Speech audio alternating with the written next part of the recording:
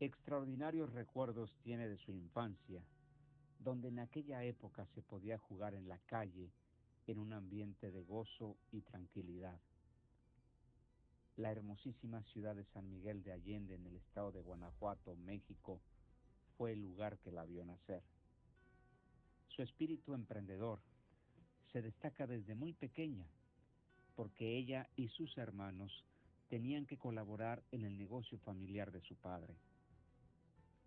En su etapa de estudiante de medicina, conoce al que ahora es su esposo y juntos se embarcan en la creación de su propia clínica para atender a personas de escasos recursos. Pero su espíritu altruista no termina aquí. Inicia también uno de los centros comunitarios más importantes en el estado de Illinois, Lazos de Familia. Amigos, es para mí un placer presentarles a María Santos Buchanan. Amigos, esto es más que un podcast. Esto es una forma de ver la vida. Mi nombre, Salvador Mata, y esto es 41 grados norte. Qué gusto saludarlos, amigos, nuevamente en este nuevo episodio de 41 grados norte.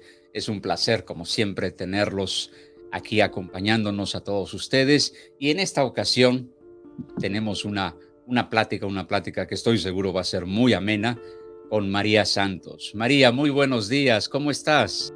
Muy buenos días, estoy muy bien. Gracias por invitarme. Este programa es un gusto estar con usted. Gracias, María. Es un placer, de verdad, el que hayas aceptado nuestra invitación, y gracias por tu tiempo. Sabemos lo ocupada que eres, entonces pues más te agradecemos el que nos estés regalando este espacio de tu agenda tan apretada que tienes. De verdad, mil gracias, María. María, platícanos de ¿dónde naciste tú? ¿De dónde vienes? Soy originaria del estado de Guanajuato, específicamente mi cuna es San Miguel de Allende, Guanajuato. Así que una ciudad muy, muy linda. Toda la vida, todos los años que viví ahí, crecí, pensaba que era muy bonita, y pues con los años muchísima gente no solamente del país, pero otros países visitándole, fueron confirmando que mi óptica era correcta. San Miguel de Allende es uno de las ciudades o municipios del estado de Guanajuato muy hermosos. Oye, María, efectivamente tú tienes el privilegio de haber nacido en una ciudad increíblemente hermosa, increíblemente turística. Ahí yo creo que puedes encontrar personas de todas nacionalidades, porque obviamente es muy turística. Hace algunos años se escuchaba de revistas especializadas en turismo que San Miguel de Allende estaba en el ranking número 1 como una de las ciudades más hermosas del mundo. Así es que mira, qué privilegio, qué padre que naciste en esa ciudad tan bonita. Ahorita hay mucha gente que vive ahí, retirados, ¿verdad? Americanos, canadienses, y bueno, supongo que la mayoría son de esas nacionalidades, pero igual te puedes encontrar a gente de todo el mundo, ¿verdad? Eso es correcto, y es bien, para mí ha sido de una sorpresa muy agradable el a veces encontrarme con personas, ya sea en el supermercado o caminando, o algunas veces hasta en la plaza, Sí. cerca de que son autores que estaban trabajando desde San Miguel de Allende. Sí. Personas que trabajan como abogados y nada más van a la ciudad o al país donde viven, en general Estados Unidos, cuando tienen que ir a las cortes, pero arreglan todo su trabajo desde allá. O sea que es un lugar para trabajar bastante agradable para muchas personas. No, es padrísimo. Y bueno, mira, y a raíz de todo este asunto de la pandemia, pues que muchos profesionistas lo están haciendo ya desde casa, pues lo que tú acabas de comentar, ¿no? La gente que de por sí tenía casa ahí, y los que no tenían, pues hasta se instalaron en ese lugar, en esa ciudad tan bonita, pues todo lo hacen de manera remota, ¿no? Imagínate qué padre estar trabajando todos los días en tu oficina dentro de un ambiente tan padrísimo como San Miguel. Y como lo comentabas de estos ejemplos de abogados, nada más salen de San Miguel para ir a corte, ¿verdad? Qué padre, felicidades. Tu ciudad es increíblemente hermosa. Pues es parte de lo que es Guanajuato. Tenemos tantos lugares tan lindos. Es cierto, sí. Guanajuato, digo, en general, nuestro México es hermoso, como seguramente lo son todos los países latinos. Cada país tiene su atractivo. Pero bueno, en tu caso, San Miguel es una ciudad padrísima. Naciste ahí y ¿cómo fue tu infancia? ¿Cómo recuerdas tu infancia? Me imagino ese lugar, que ya de por sí es hermoso, pero en aquella época, en tu infancia, pues me imagino que debió haber sido mucho más tranquilo, mucho más de provincia. ¿Cómo fue tu infancia? Platícanos un poquito, María, de tu infancia. Pues es grata la pregunta y me estoy sonriendo porque solamente recordar jugando a la roña en la calle, y cuando venía un auto por allá, un carro lejísimo, decían, ¡ay, viene un carro, háganse a un lado! Y sí. Risa, porque personas también contemporáneas hemos platicado. Ajá. Y tenemos las mismas historias, aunque seamos de otra ciudad, a la misma experiencia. Claro. Creo que nuestras ciudades y los carros se veían poco, entonces cuando jugamos roña, los encantados, pues ahí íbamos tratando de tener mucho cuidado que no nos atropellaran. A mi infancia fue una donde yo nací, soy sexta hija de una familia de 8 hijos, 2 hombres y 6 mujeres. Mi padre, el señor Santos Arellano, mi madre Basilisa Cortés, de ranchos alrededor de San Miguel de Allende. Y entonces de jóvenes se fueron a vivir a San Miguel de Allende, y bueno, pues ahí se conocieron y entonces se enamoraron. Ellos cuentan que eran bastante pobres, ¿verdad? De venir de un rancho a la ciudad, pues la verdad los recursos económicos no son abundantes. Ellos no eran la excepción de sus compañeros de ese tiempo, y lo que nos dicen era que pues se conocieron y mi papá le dejó una cartita a mi mamá abajo de una piedra declarándole su amor, y ahí mi mamá la recogió, y bueno, de ese amor nacimos nosotros, 8 hermanos. Me lo imagino, eran otras épocas y sí, efectivamente, pues así era como se manejaban las relaciones en aquella época, ¿no? Se veían cada 8 días los novios, o no sé, algo así, y de lejecitos, ¿verdad? Sí, así era. Sí, lo sé, son historias muy comunes de aquella época, ¿no? Entonces, así surgieron 8 hermanos, 8 hijos.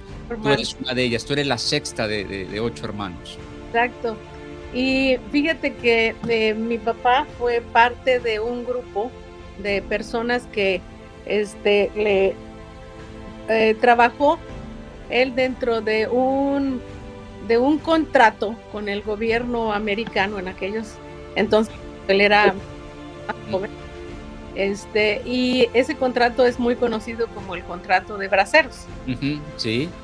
Y él estuvo por muchos años viniendo a Estados Unidos a trabajar. Y lo que sucedió fue que entonces decidió en un momento dado, por salud, él decidió continuar el contrato de braceros. Nos cuenta que su preocupación por su esposa, mi madre, y sus hijos, y una hija que estaba a punto de nacer, que era en ese momento, yo creo que la número 3, la número 3, ella iba a nacer y él estaba muy preocupado, y él quería, en esa última vez que fue a este contrato, tratar de entrar a que lo llamaran. Entonces trataba de hablar con personas para que lo contrataran, y dice que era tanta su preocupación y su mortificación que empezó a preocuparse, lo que llamamos hoy el estrés, muy estresado, muy preocupado que de repente hasta ni gastaba en comida para que no le faltara cuando se fuera a estar en ese trabajo que le habían prometido. Entonces él lo que hizo fue mantenerse al límite de gastos, y él empezó a sentirse muy mal emocionalmente, de tal forma que de momento él pensó que muchas personas empezaron a cambiar su forma, su nariz y sus cabeza y sus oídos empezaron a crecer, y él se espantaba mucho y dijo que qué había sucedido. Y al parecer pues empezó a gritar, y todos sus compañeros lo agarraron y lo llevaron a su casa. Entonces regresó, y esa fue su última vez que estuvo en ese programa de braceros. Pero para entonces ya había ido bastantes veces y había acumulado algo de dinero, y empezó después de esto, lo tuvo que tratar un médico de la ciudad que estaba de pasante de medicina ahí, que lo veía y le decía: oye, Santos, ¿qué te pasa? Porque todos dice que la gente creía que estaba loco ya. Entonces, porque él salía y se salía con la ropa que tenía, y entonces no importa que era tal vez la ropa de la noche, la mañana, sin zapatos. Y cuando él iba caminando en la calle, veía a ese señor de bata blanca, y él creía que era un sacerdote, y le agarraba y le besaba la mano. Y entonces el doctor le decía: Santos, ¿qué te pasó? A ver, platícame. Dice que él no sabía explicarle, pero mi madre le explicó que en un momento dado, mi madre tomó el tiempo para explicarle a este doctor lo que le había sucedido. Entonces, lo que he narrado, le explicó, y le dijo el doctor: sabes que tu esposo se puede componer, fue algo que por la preocupación su mente se puso muy preocupada, todo su cuerpo entró en un tiempo de estrés muy fuerte, y se produjo un episodio psicótico, ¿verdad? Entonces ella dijo: bueno, pues si usted cree que se puede mejorar de salud, será muy bueno que lo podamos ayudar. Dijo: pero también puede ser que no se mejore y puede pasar algo muy grave. Y bueno, como se arriesgaron, y entonces mi papá volvió a la normalidad, se acordó de todo y ya no veía ninguna de esas deformaciones en las personas, o que creía que lo perseguían o alucinaciones. Sí.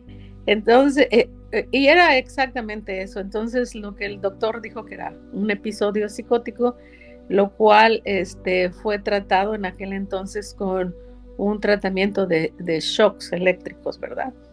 Y dice mi papá que pues no se acuerda de muchas cosas, pero algunas sí nos contaba.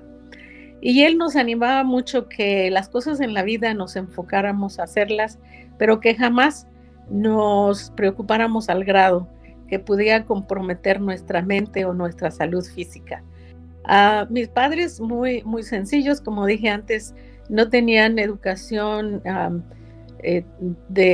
terminada de ningún tipo, pero igual formalizaron solamente primero y segundo de primaria, pero sabían leer y escribir muy bien y hacer sumas y restas muy bien, al grado de que mi papá, cuando estuvo muy bien, con el apoyo de mi madre, él empezó a trabajar en un taller, diríamos, de anillos. En mi pueblo se hacían kermeses donde hay anillos muy sencillos, que era nada más una argolla, y pintaban de verde, como algo como ¿verdad? Pero no eran de oro, mi anillo de matrimonio. Entonces lo hacían para las kermeses y cazaban ahí a los que entraban a una kermés. Y entonces ese taller de anillos, como le llamaban, su jefe le felicitaba mucho a mi papá porque decía que era muy distinguido en su trabajo que hacía y que era muy comprometido. Entonces, con los años, su jefe se dio cuenta de que ninguno de sus hijos quería seguir su trabajo. Oye, Santos, ¿no te animarías tú a seguir este taller, dijo, ay, pues ¿cómo va a ser eso? Si ni siquiera tengo dinero para comprarme, diríamos, algunas cosas que me gustaría, menos un taller. No, digo, pero yo veo que a ti te gusta mucho y yo creo que me gustaría que tú lo compraras o te quedaras con él. Y entonces hicieron ya un acuerdo de poder pagar taller en pagos, y mi papá siguió como trabajador de este taller, pero iba siendo dueño poco a poco. Mira, qué padre, qué gran oportunidad, ¿no? Y mira qué generoso el dueño del taller al ofrecerle, el traspasarle, el venderle a tu papá, siendo un empleado de él, venderle el negocio, considerando que ninguno de sus hijos pues iba a continuar con esa tradición, con ese oficio, ¿no? Y las facilidades que le dio para poderlo adquirir, qué padrísimo. Sí, fíjate que de ahí entonces él fue un hombre muy, pero muy, muy creativo. Él está muerto ahora, igual que mi mamá. Y mi padre se daba cuenta de todas las necesidades que había en San Miguel de Allende de tipo para los artesanos. Entonces él empezó a darse cuenta que había materiales que él podía comprar y poderlos vender a todos los artesanos que necesitaban y no tenían que viajar a Celaya, Irapuato, a la Ciudad de México. Eso es. Él empezó a hacer un negocio de compra y venta de metales, o sea, eso fue comprarlos y venderlos. Todo.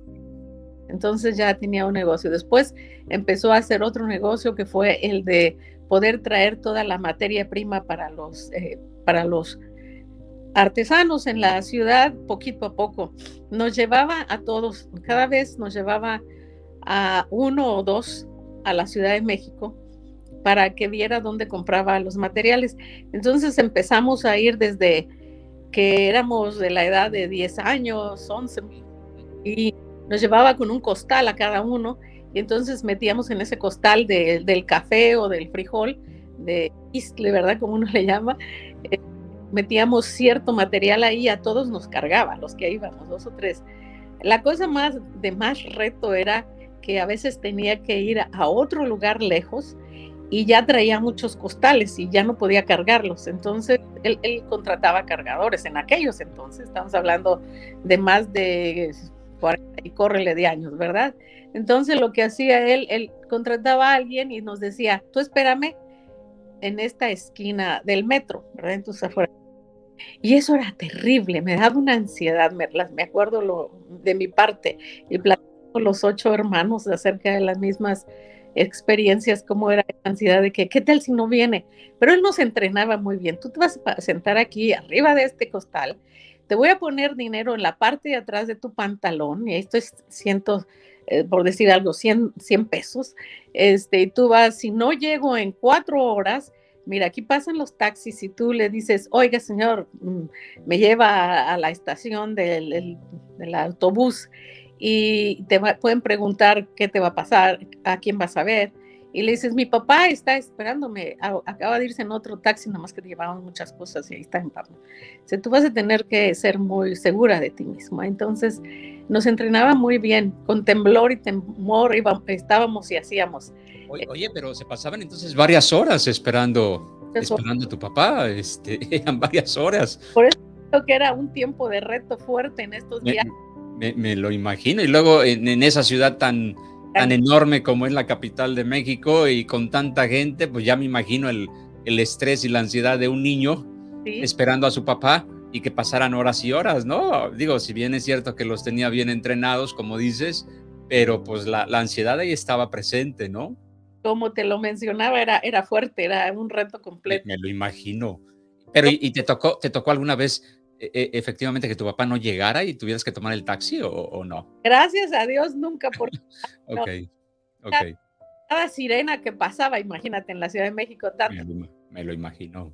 Mi papá, o sea, estaba ahí pidiéndole a Dios siempre que mi papá llegara, y después de 2 horas o casi ya 3, a veces eran los más difíciles, 3 horas, ya que venían, ay, qué rico, y nos llevaba. Entonces ya había comprado que unos hot dogs, o había comprado y lo había cortado en pedazos y todo, y comíamos ahí o en el camino, y a veces comíamos antes, nos llevaban a un restaurante. O sea, eran unos viajes con una combinación de una alegría, de una gran satisfacción, de conocer mucho, pero también de mucho reto y de mucha valentía, ¿verdad? Porque aún Seguramente lo habrán disfrutado todos tus hermanos y tú, ¿verdad? Esos viajes que acompañaron a tu papá. Sí, me acuerdo mis hermanos más grandes que decían que ellos habían ido algunas veces ya como eran más grandes, ellos ya iban solos después de un tiempo y conocían la Torre Latinoamericana y conocían los edificios grandes para nosotros, que de verdad éramos bien pueblerinas, entonces sí, pues sin nada de experiencia. Y ellos se encargaron de irnos enseñando algunos edificios. También me recuerdo las librerías Porrúa, Gandhi. Ellos iban a comprar libros y nos enseñaban a leer poesía y libros, y yo decía, uy, qué bonito todo esto, pero sin entender mucho, nos introdujeron a una buena escuela de la lectura y de leer poemas y memorizarlos. Y entonces nuestra infancia fue muy bonita. Ahí fue donde él nos empezó a entrenar, mi padre, a cada uno en este taller. Él, después del taller donde estaba en cierto lugar en San Miguel de Allende, pues lo cambió a la casa. Una parte grande de su hermano, que era en la misma casa, nada más que uno era el hermano y otro de él, y él la compró y hizo el taller en la casa, y luego tenía trabajadores, y entonces nos pedía que le ayudáramos a poder manejar a los trabajadores, lo que hoy sería un manager, ¿verdad? Sí, no, totalmente un emprendedor, tu papá, con un espíritu empresarial muy, muy fuerte. Bastante fuerte. Mira, qué padre. ¿Y tu mamá, mientras tanto, ella se dedicaba al hogar, a los hijos? Mi mamá era la mejor administradora y consejera de la empresa. Entonces, Eso es. aparte de ser una mamá que nos cuidaba todas y hacía la comida, y que yo decía, yo no quiero vivir esa vida de mi mamá en la cocina todo el tiempo, pero como estaba en la casa, el taller y también los lugares de compra y venta, Sí. todo un momento de que era bastante. Entonces yo veía que no me gustaría ser así como mi mamá, estar tan ocupada. Pero Y era la encargada de las finanzas de la empresa familiar. no solamente estar al pendiente de pagar a los trabajadores, porque para entonces ya teníamos bastantes personas trabajando ahí. Te digo, alrededor de 15 personas trabajaban. Entonces, Bueno, pues ya es un buen número, ¿eh? a través de los años, sí. Y mi papá creía también que nosotros deberíamos aprender más cosas, y nos veía que éramos muy activos y yo creo que él era muy inteligente, y mi mamá también. Nos ponían a trabajar en lugar de perder el tiempo, y entonces compró una tienda y la puso al frente de la casa.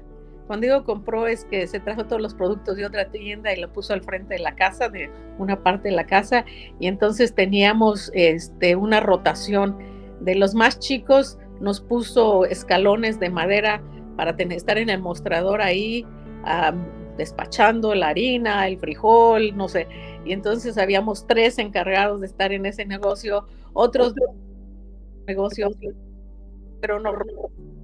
Entonces, él definitivamente fue un hombre de negocios, y mi mamá estaba al pendiente de que todo se manejara bien. Era una manager, pero no sé, disculpa, no sé qué fue lo que pasó acá. No te preocupes, no te preocupes. Ya se arregló.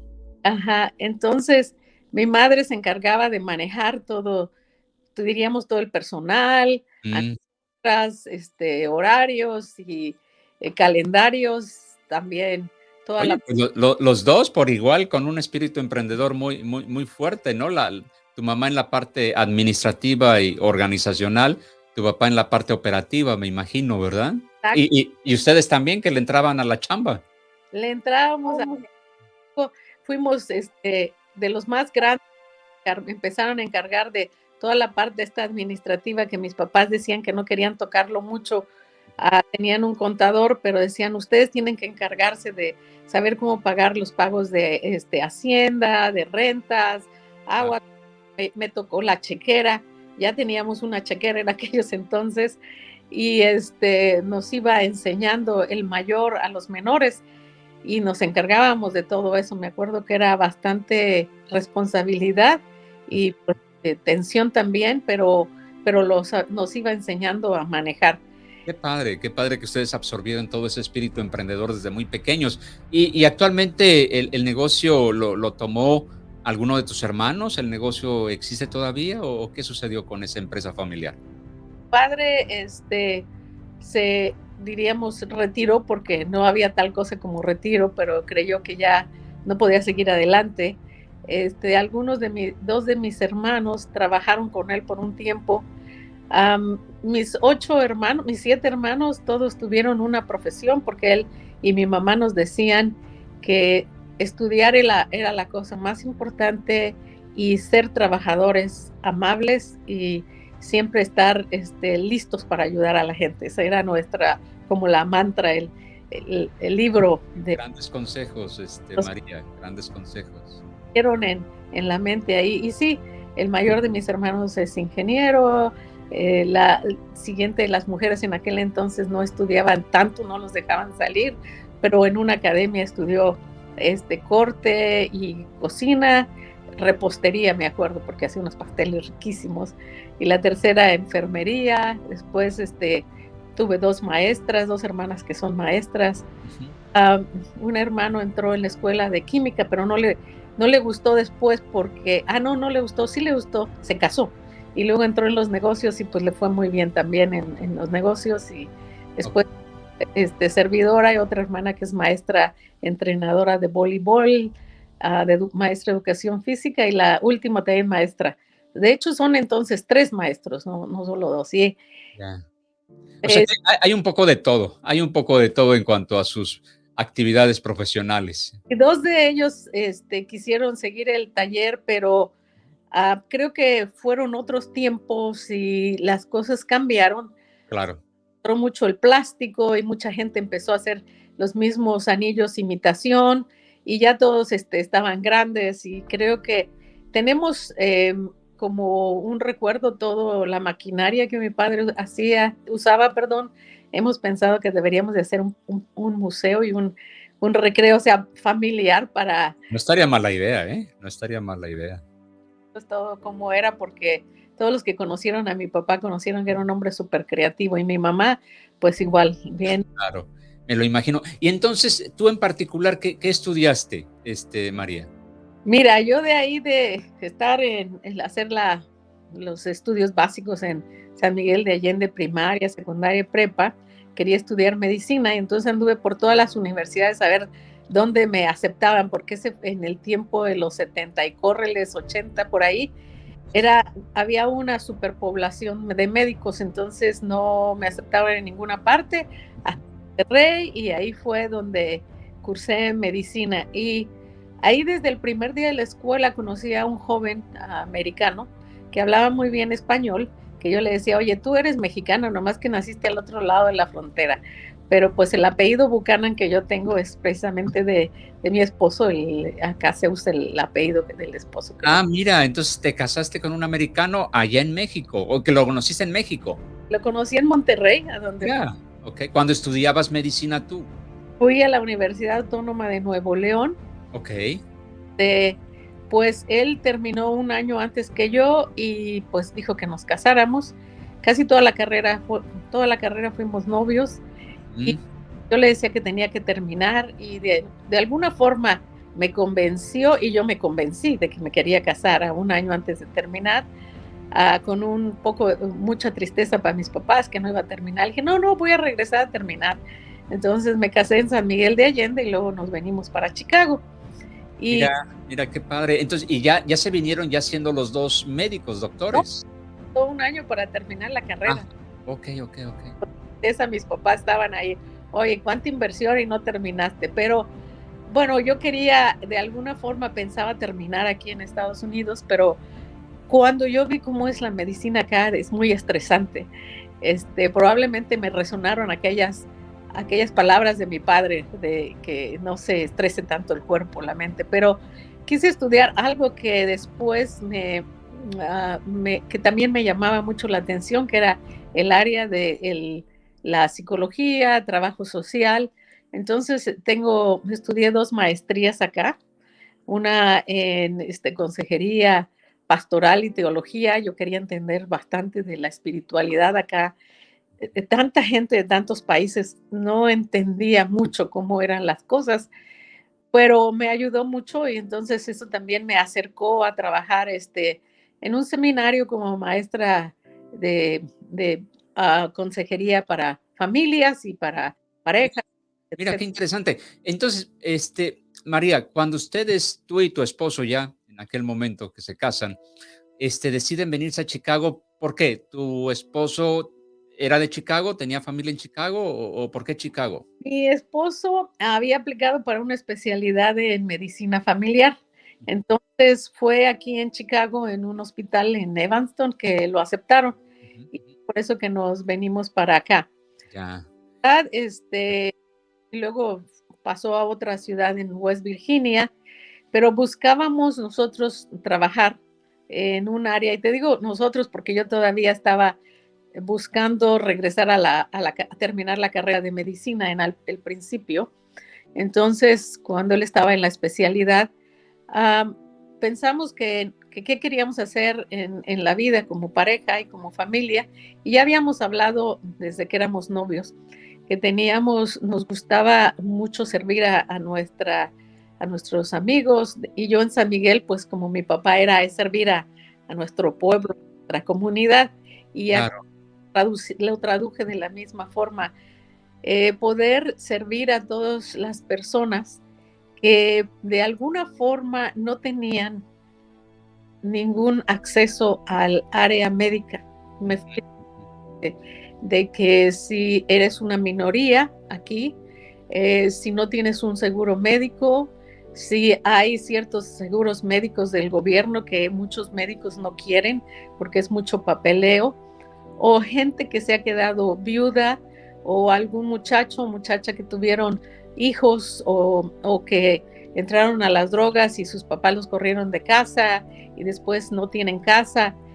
Esa población minoritaria era la que nosotros queríamos servir, gente que realmente pudiéramos servir con nuestras carreras. Entonces nuestra misión era servir a través de nuestras carreras a todo aquel hombre o mujer que necesitara. Y entonces mi esposo como médico, yo también casi médico, cuasi médica, le ayudé los primeros 10 años a construir. Él trabajaba para 2 hospitales una vez que se graduó, y mi esposo se llama David Buchanan, y yo entonces le ayudé a establecer nuestra primera clínica, una clínica que nosotros estuvimos en una área donde a él lo contrataron porque se necesitaba un doctor que hablara inglés, español y que fuera bicultural. Y él, como había vivido en México, conocía la cultura muy bien. Entonces, había en esa área, precisamente en Chicago, Indiana, aquí, es una área donde estaba muy deprimida porque es una ciudad que se fundó, East Chicago, Indiana, es una ciudad que se fundó a partir de múltiples fábricas de hierro, ¿verdad? Y refinerías. Y supongo que es un área de una comunidad hispana fuerte. Es hispana y multicultural, había muchos polacos y también Okey. asiáticos y por supuesto, mucha gente hispana, ah, había puertorriqueños y muchos Ya. mexicanos. Entonces, cuando el acero, el fierro y muchos metales empezaron a ser sustituidos por el plástico, decayó mucho la empresa y entonces estaba en un área muy deprimida.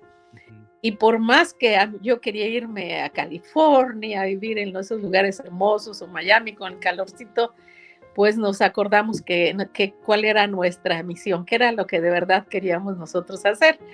y fuimos para allá por un contrato que le ofrecían a mi esposo, Ujú. tan bonito para los lugares que son oprimidos o reprimidos o pobres. Mucha gente no quiere ir porque no están tan bonitos y Claro. indeseable y de todo. Entonces, pues ahí fue donde nosotros nos fuimos a vivir y estuvimos con una clínica por alrededor de 10, 11 años y pues nosotros crecimos mucho en el área de trabajo. A Guau. tal, Oye, entonces tanto tú como tu esposo estaban en la misma frecuencia, los dos tenían la misma visión sí, sí, desde jóvenes, desde que se casaron, de sí, apoyar a la comunidad, a la comunidad menos favorecida. Y ustedes los dos continuaron con ese espíritu, con esa visión de apoyo. Y entonces inician la fundación o la creación de una clínica en esta comunidad de escasos recursos, correcto. ¿correcto? Y Guau. que se repitió la historia de mi padre, porque había un doctor polaco que veía a mi esposo trabajar en ese hospital donde él estaba y entonces lo veía y por mucho tiempo y le dijo un día, pues se hicieron amigos, el doctor polaco ya era como para edad de retirarse y le dijo a mi esposo David, le dijo, oye David, yo veo que tú tratas a tus pacientes con mucho amor, mucho cariño, se ve que tu carrera te gusta. Y dijo, ay, pues claro, me encanta, toda la vida es lo que he querido hacer y yo pienso ir a otros países también para momentos de mucha, de cuando hay desastres naturales, poder ayudar. De hecho, ya lo hacía desde que éramos estudiantes en el estado de Nuevo León. Íbamos a diferentes rancherías para poder apoyar en diferentes proyectos. Y entonces le dijo, pues sí, yo me doy cuenta. Dijo, oye, ¿tú querrías alguna vez trabajar conmigo? Dijo, no, pues apenas puedo trabajar. Dijo, bueno, entonces así siguieron la amistad hasta que un día le dijo, ¿sabes qué? Yo tengo 10 hijos, él tenía 10 hijos, fíjate nomás, ahí, y ninguno ha seguido la carrera de medicina. Y yo estoy pensando si a ti te interesaría comprar mi clínica, y esa es la clínica que tenía. No estamos hablando de clínica de 10 pisos ni grandísimo, pero una clínica de 75 años de historia y de bien conocida, ¿verdad? Dos pisos y con 7 consultorios, pero era chiquita, pero es una clínica desde 75 años hace, pues ya, yo voy a cumplir 38 años de vivir aquí, hace alrededor de 38 años, pues entonces ya tenía mucha fama esa clínica, ¿verdad? Tu Y esposo la compra. la compramos, pero también no teníamos el dinero para comprar una clínica. Es una clínica donde tienes todo lo que pudiera haber existido, o sea, todo lo que se necesitaba.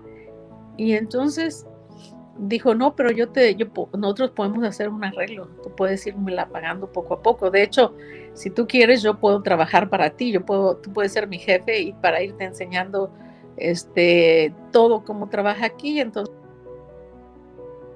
tú y yo podemos pensar en qué tal que hagamos eso. Y dijo David, pensar cosa, y entonces dijimos, pues vamos a hacerlo. Y decía David, pero ¿qué tal si no lo hacemos? No tenemos. Le dije, ay, David, nosotros no teníamos nada. ¿Qué no la vamos a hacer? Por supuesto que la vamos a hacer. Y yo me encargo de que te conozcan y sepan. Y bueno, ya era muy conocido y fue, porque es muy buen doctor, ¿verdad? Muy entregado a sus pacientes, ama su carrera. Y a mí, Me lo imagino. yo sabía, pues, medicina, pues lo sabía bastante, ¿no? Realmente me faltaba muy poco para terminar, entonces le apoyé igual. Yo creo que ahora que te estoy platicando me estoy dando cuenta de que hice un poco el rol de mi mamá, porque yo era parte de la administradora, yo era su jefe de oficina por estos años, por 10 años, casi 11 años, y bueno, era mucho trabajo y llegó un día que dije, bueno, ya tengo que hacer más cosas yo. Todo esto es mi esposo y yo le ayudo y el apoyo está perfecto. Pero ya para entonces habíamos tenido 2 hijas, Saraí e Isabel. Entonces iban creciendo y yo dije, pues tenemos que enfocarnos también en la familia y vamos a trabajar menos. Estábamos al punto de que podíamos abrir una segunda clínica y probablemente una tercera, pero dije, ¿sabes? Tenemos que pensar, o queremos tener una familia, como hemos dicho, o queremos desenfocarnos muchísimo por los negocios, porque porque se puede uno diluir en los negocios cuando no tiene mucha experiencia. Nosotros sabíamos que sí podíamos hacer bastantes cosas y trabajar con mucho estrés y con bastante trabajo, pero cuando llega el momento que uno no puede sostener el trabajo con dos manos o con una cabeza y un cuerpo, tiene que parar. Me lo imagino. Oye, pues mira, qué interesante y qué coincidencia. Como tú dices, se volvió a repetir la historia de tu papá, cuando a él le venden el taller, a tu esposo le venden la clínica, la fueron pagando poco a poco. Tú tomas un rol muy parecido al que tomó tu mamá hace años con el negocio familiar. Entonces, mira, qué curioso, ¿no? Que la historia se vuelve a repetir. Es cierto. Entonces, tú me preguntaste de mi infancia y Correcto. ahora acerca de cómo llegamos acá. Entonces, de esa forma, nos fuimos desarrollando a tal grado que como personas, como pareja, entendíamos muy bien que somos pareja y que en el trabajo no importaba qué problemas hubiera, pero al trabajo no los llevábamos. Cuesta mucho hacerlo y es cosa de disciplina y lo logramos. No es fácil, me lo imagino, ¿no? Porque el combinar el negocio familiar, en este caso una clínica, con la relación de matrimonio, con la relación familiar, pues ya me imagino los grandes desafíos que habrán tenido. Sí, exactamente. Creo que la clave en toda nuestra vida de matrimonial y familiar, bueno, diría desde amigos y de noviazgo, de matrimonio y de familia, ha sido que los dos hemos sido muy buenos amigos y platicamos de todo y tratamos de estar de acuerdo en cosas. O sea, no que las cosas y que salen bien, sino que son difíciles, pero las trabajamos. Y te imaginas, yo estudié una maestría en trabajo social clínico. Yo quería estudiar psicología y entonces trabajo social clínico acá quise ser para familias y parejas, ¿verdad? Entonces obtuve una maestría en la Universidad de Chicago, aquí en Chicago, en trabajo social clínico, que me entrenó, es la palabra correcta, de consejera familiar. Hice una especialidad después en consejería para parejas y adolescentes, otra.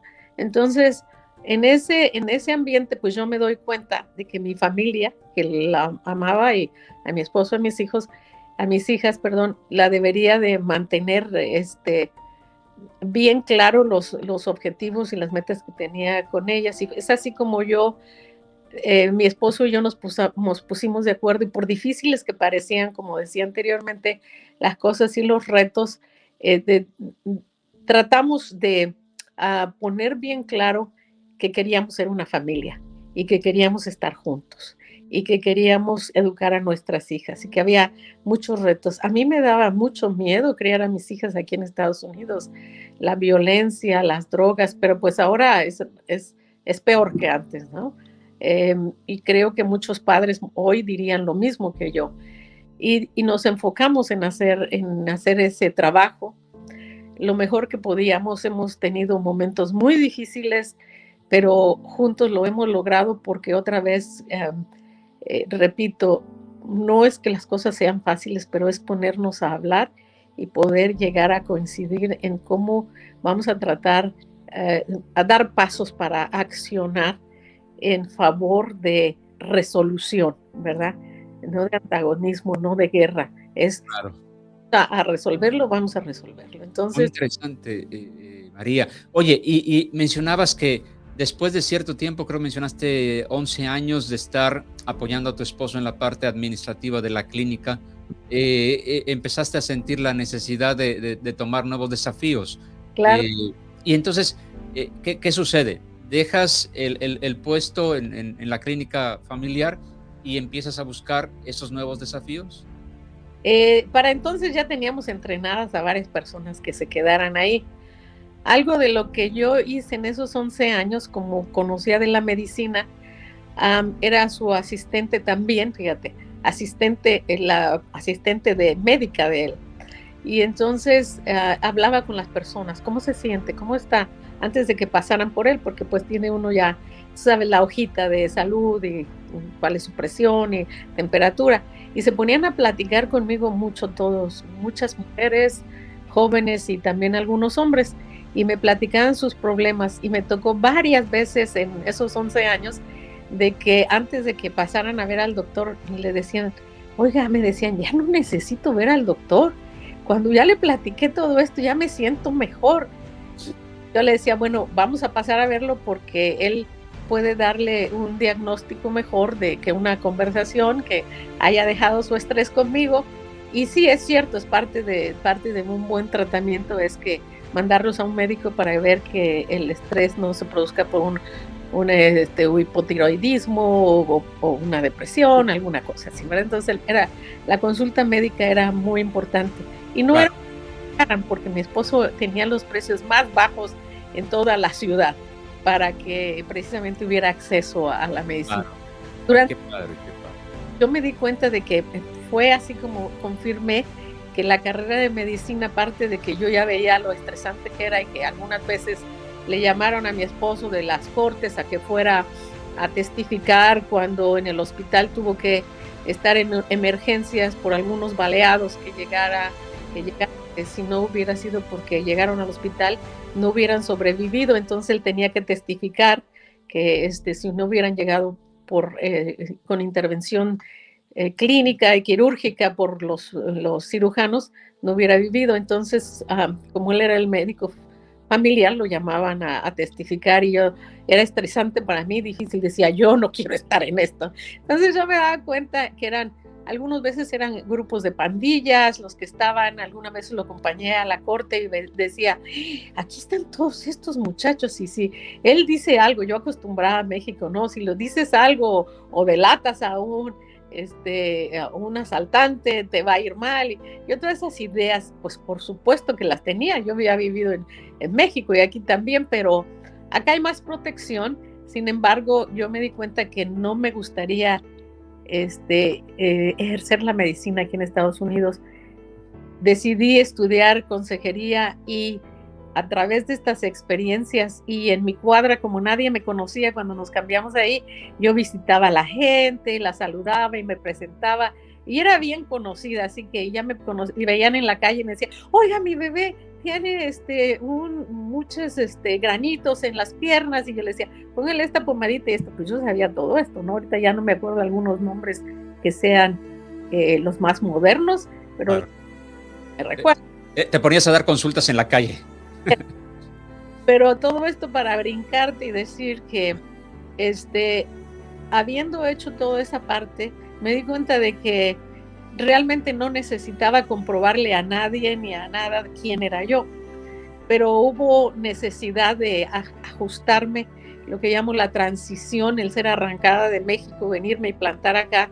Son tiempos bien difíciles. Claro.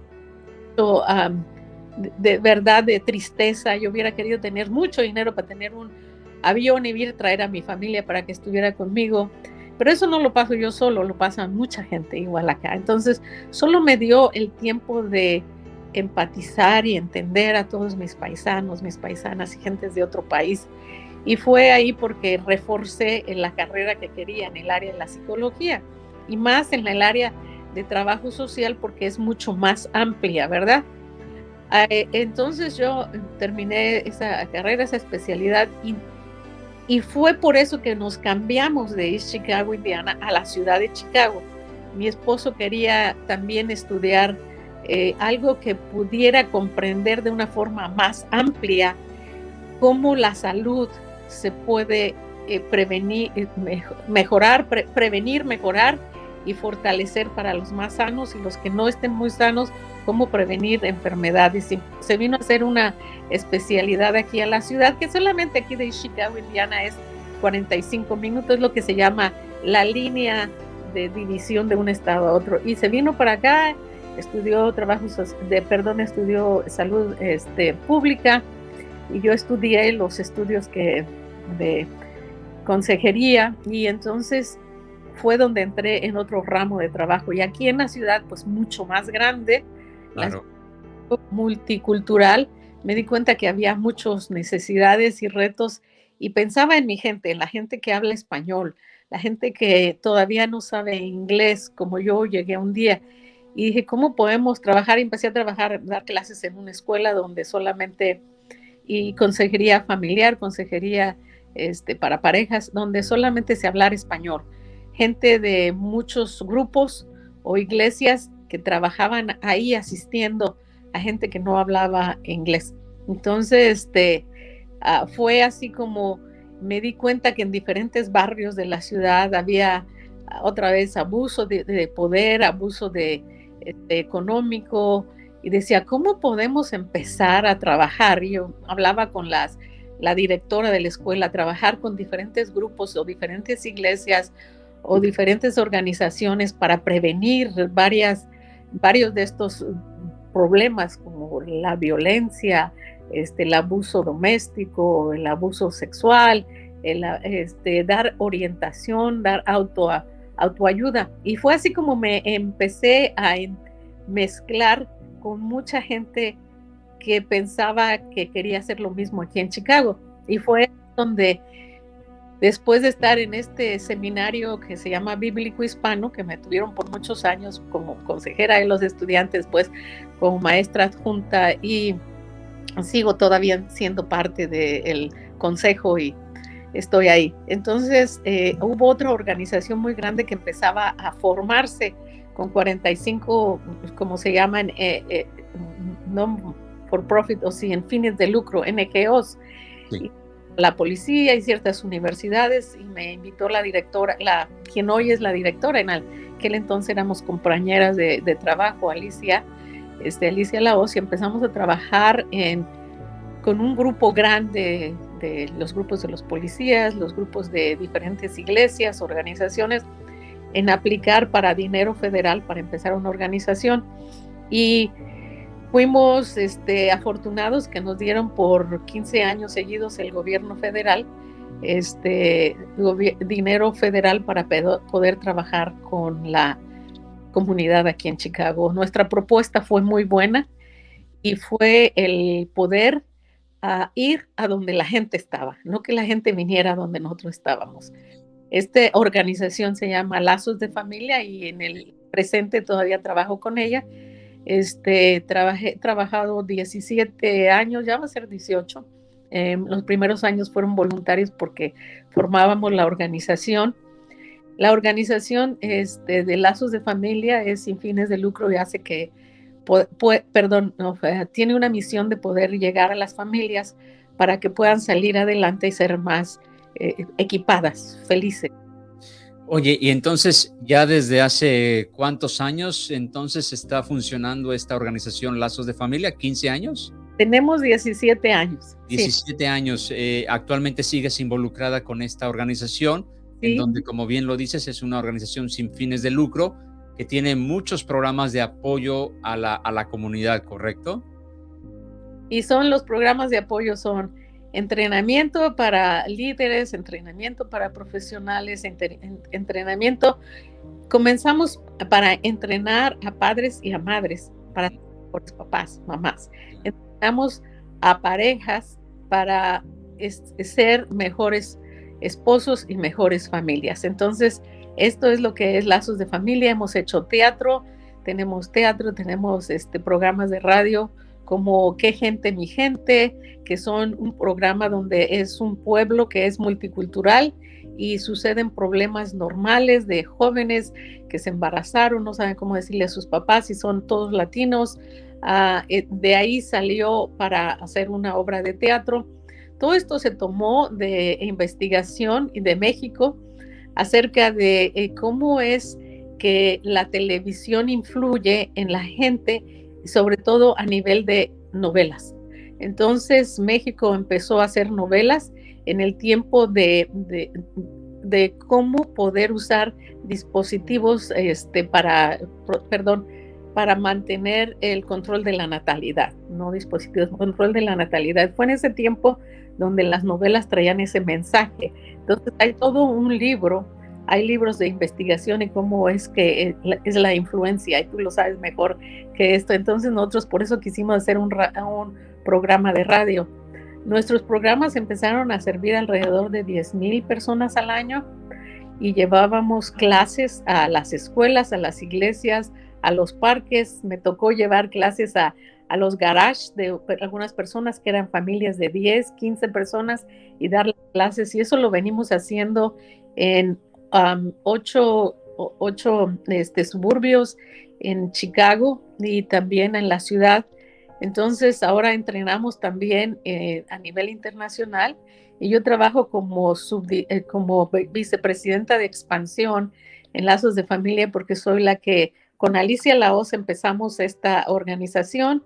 Entonces soy cofundadora con Alicia Lahoz, que es la presidenta, y yo soy vicepresidenta de expansión. Entonces llevo yo los programas a otros países, como he estado en la República Dominicana por 5 años. El último que hicimos fue en España, en Costa Rica, en Puerto Rico, y también hemos trabajado en México. Es ahí donde quiero enfocarme ahora en este tiempo de ya pensando en el retiro, es realmente hacer algo que sea un tipo réplica de lo que hemos hecho aquí, pero más que todo es llevar todos los entrenamientos a las organizaciones, grupos ahí en San Miguel de Allende. Este concepto de esta organización la quieres llevar a la práctica y aplicarlo en el lugar donde tú naciste, en San Miguel de Allende. Sí, he empezado a hablar con los años poco a poco con algunas personas. Sobre todo mi esposo también dice que podemos lograr algo que podemos hacer con nuestras hijas también. Claro, qué padre. Poder trabajar en esa área. Y así fue como yo también me empecé a conocer a Casa Guanajuato. Yo por muchísimos años no entraba en ninguno del trabajo con el consulado, porque pues yo estaba en una organización muy, muy grande, fuerte, y ellos pues tienen programas muy buenos y amplios. Claro, claro. Trabajar con la comunidad, y conocí la Casa Guanajuato y empezamos a llevar programas ahí para nuestros paisanas y paisanos, y me encantó el trabajo que hacen ahí, y es ahora que yo estoy ahora trabajando también, bueno, participando y voluntariando, y ahí animo mucho a mis hijas y a mi esposa de dar de lo que hemos recibido. Hace apenas un mes fui a Guanajuato para ser me nominaron como integrante del Consejo Consultivo de Migración del Estado de Guanajuato. Eso quiere decir ser una consejera dentro del Consejo Consultivo de Migración, ¿verdad? En el estado mío. Y yo pues tenía muchas ganas de conocer a gente de San Miguel aquí en Chicago y en el Medio Oeste, porque conozco bien poquitas personas. Claro. Que está aquí un sobrino, dije, no, tenemos que hacer algo. Y es ahí donde me he lanzado como presidenta del Club de San Miguel, y estoy reclutando gente, así que si alguien de San Miguel de Allende ve este programa y quiere formar parte del club, se pongan en contacto contigo. Sí. Todo eso está sumamente interesante, María. Y por ejemplo, esta organización de Lazos de Familia y las demás organizaciones donde estás involucrada, ¿podrías darnos la referencia o las redes sociales donde te pueden contactar? Por ejemplo, ¿cuáles son las redes sociales de Lazos de Familia, o dónde te pueden contactar la gente a ti directamente, precisamente por si les interesa, o alguna pregunta, algún comentario que tengan hacia ti? ¿Dónde te pueden contactar, María? Mira, nuestra página, las redes es www.lazosdefamiliausa.org, y esto está en español. Es más pequeña la página en español que la en inglés. Es para los que hablan inglés, ¿verdad? Porque es familybridgesusa.org. Y por supuesto tengo un teléfono de la organización que es el 312-576-0967. Entonces me pueden llamar a mí ahí también. La organización también tiene un número de teléfono, y entonces yo te lo puedo mandar para que, si quieres, lo puedes compartir. Claro, claro, nos dará mucho gusto compartir toda esta información. Y entonces, María, todo esto, repito, es de suma importancia y de gran interés para toda nuestra comunidad. ¿Qué consejo le pudieras dar a un inmigrante que está llegando a los Estados Unidos, que recién ha llegado? No importa de qué país latino venga, eh, ¿qué consejo le pudieras dar? Llega aquí a los Estados Unidos, como muchas veces la gran mayoría llegamos, todos desorientados, todos preocupados, sin tener un futuro muy,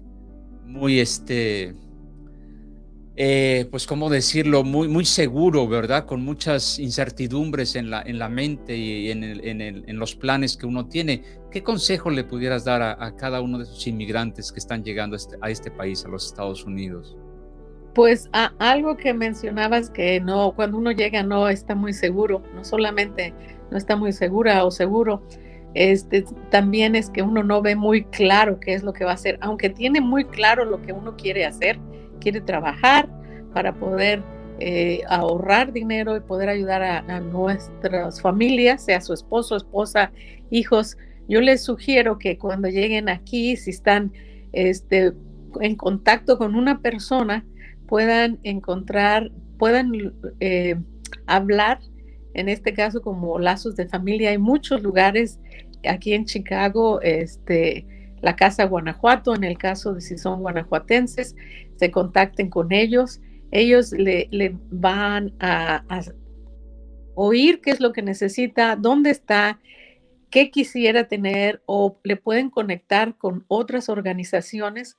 Con todos nosotros somos varios, ahí tenemos 2 consejeros, pero tenemos varias casas que, la Casa Yuriria, o sea, cada club, tenemos varios clubes donde hay representantes de cada ciudad o municipio de Guanajuato, o si es de otra ciudad, de otro estado, también que busque a alguien, más bien que busque una de estas casas por el estado donde viene, o el club, o aunque sea a mí o a la señora Clarita del Casa de Guanajuato, o a Norma, y nosotros los conectamos con otras personas. O sea, es ahí donde muchas personas que no tienen claro por dónde ir se pierden porque no saben exactamente con quién conectarse. Hay muchos recursos. Cuando digo hay muchos recursos es por lo menos con quién hablar, cómo podemos conseguir comida, cómo podemos llevarle cupones, cómo podemos llevar ropa, a dónde llevarla, a dónde orientarla para trabajo. Hay muchas cosas que se pueden hacer a través de varias organizaciones. Entonces, no se den por vencidos, ni tampoco pierdan la esperanza, porque perder la esperanza es algo que no recomendamos.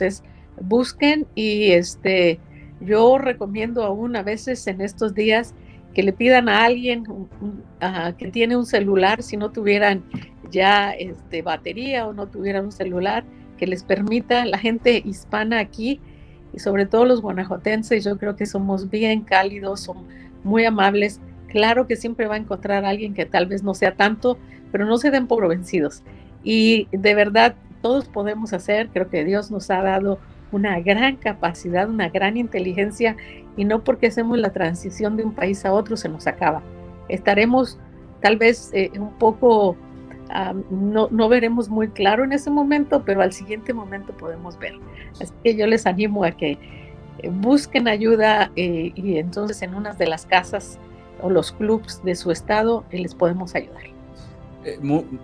Perfecto, muy interesante y muy importante todo lo que acabas de comentar. Y algo que es importante también que quede claro es de que, como nos escuchan en todo el mundo, si algún inmigrante está aquí en el país, y no necesariamente tiene que ser de México, puede ser de cualquier país latino o en general de cualquier país, acudiendo a ustedes los pueden orientar. Si ustedes no les pueden dar el servicio directamente, les pueden orientar a dónde les pueden dar eso que están buscando, eso que están necesitando, y puede ser de cualquier país, ¿correcto? Correcto, Eso correcto. es muy importante. Y qué mejor manera de terminar esto que las palabras que acabas de comentar, María. La desesperanza no debe de apoderarse de nosotros, los inmigrantes, porque siempre hay maneras de ir resolviendo las cosas, aunque en el momento todo se vea muy oscuro, todo se vea con un panorama muy, muy trágico, pero siempre hay manera de resolver las cosas, porque bien lo acabas de decir, hay muchos recursos y a veces no tomamos, no aprovechamos esos recursos por desconocimiento, porque no Exacto. sabemos que existen. Entonces hay recursos que nos ayudan muchísimo a todos los inmigrantes. Es cosa solamente de contactar, de preguntar, y ustedes son un puente muy, muy importante para llevar a esos inmigrantes al punto donde los pueden ayudar, ¿verdad, María? Así es.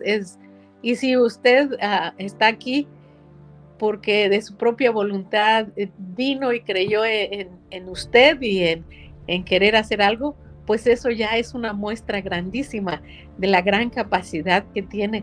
Y solamente tome un respiro y diga, yo valgo la pena, yo soy muy bueno, muy buena para hacer muchas cosas y lo voy a lograr. No se dé por vencido, busque ayuda. Gracias, María. Muchísimas gracias con todo esto que acabas de comentar, que es de verdad muy importante para todos los inmigrantes. Nuevamente, María, agradezco enormemente tu tiempo a nombre de todos los que estamos en 41 grados norte. Muy gentil por tomar la entrevista y por regalarnos este tiempo a todos nosotros. Gracias de verdad, María. Muy amable. Un placer para mí estar con usted. Gusto en conocerte y seguimos en contacto, estoy seguro que sí. Gracias de verdad. Muy buen día. Hasta la próxima, María, muy amable. Gracias. Amigos, y si este episodio les gustó, lo único que les pedimos a cambio es que se suscriban a nuestro canal, nuestro podcast en YouTube, 41 grados norte. Obviamente suscríbanse, compartan, déjenos sus comentarios. Queremos saber qué piensan de todo esto. Esto lo estamos haciendo con un gran cariño para todos ustedes, y regálenos un like porque, pues amigos, ya lo saben, esto es más que un podcast, esto es una forma de ver la vida. Mi nombre es Salvador Mata y esto es 41 grados norte. Hasta la próxima.